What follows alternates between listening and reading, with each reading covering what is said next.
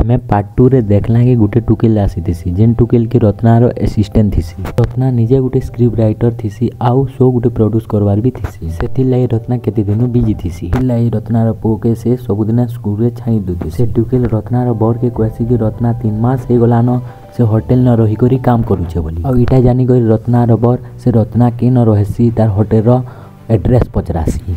लेकिन से टुकेलटा कहसी मु एंता किछि नहीं जाने हमर डायरेक्टरटा तार लाई बुक कर देसी बोली। तापर ई टुकेलटा रत्नार पिला के नहीं करी स्कूल के छाणी जैसी। ई टाइम थिन पाखे रहुतबा बुढ़ा भी तार निके ऐसी बुक गुटे धरी करी। से बुढ़ा रत्नार बर के कहसी कि किछि कला साया रत्नार ऊपर अच्छे बोली। कहलाई कि मु निजे ही मोर आँखि रे देखि तार पयाड़े केउटी जोतु से कला छाया रो बोली। से बुढ़ा रत्नाए कहसी। से बुढ़ा धरितबा तार बुक के से तार बर के दे देसी।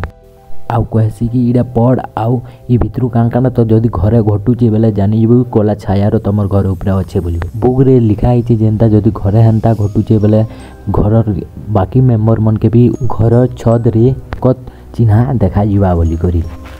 ई कहूथुआ बेले तार पयाड़े गुटे जेन रत्ना आंती से तेता गुटे अजब रे मास्टर रे परिवर्तन हो जाए जेनटा कि ई दुहे देखि न पारो। लेकिन ये सब के इग्नोर करी करी से रत्नावर तार डायरेक्टर पाक के जैसी आउ से ताई पिटमी बोलते से। लेकिन ये समय तार पब्लिक पजाड़े थे संसेती से नहीं पिटे। रत्नार डायरेक्टर कहसी कि रत्ना बहुत बड़ प्रोजेक्ट तैयार करवार लगी जो छे बोली करी। लेकिन तार बटा सबू जिनिस जानबार लगी इधर सिधर होतुसी। तार बटा जड़े के चार्ज भी दे देसी से डायरेक्टर ऊपर नजर रखबार लगी। आउ से घर के रिटर्न पले आसी।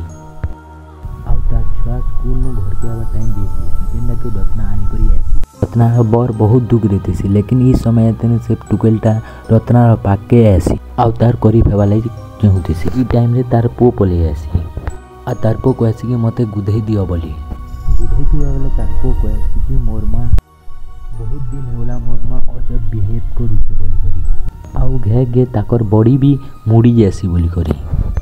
लेकिन कहूथबा बेले ई टाइम रे तार पो के छदर ऊपर के खुंदर निशान देखबार लगी मिलसी। आउ देखी करी डरी करी पेन भीतर के पले आसी। हमें पार्ट 4 रे जानमा आके काना है सी जे।